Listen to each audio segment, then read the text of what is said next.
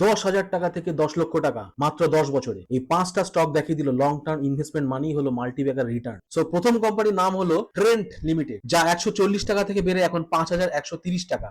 মোট রিটার্ন 3,564%। এদের যে লিডিং ব্র্যান্ডগুলো সেগুলো হচ্ছে ওয়েস্টসাইড, জুডিও অ্যান্ড জারা।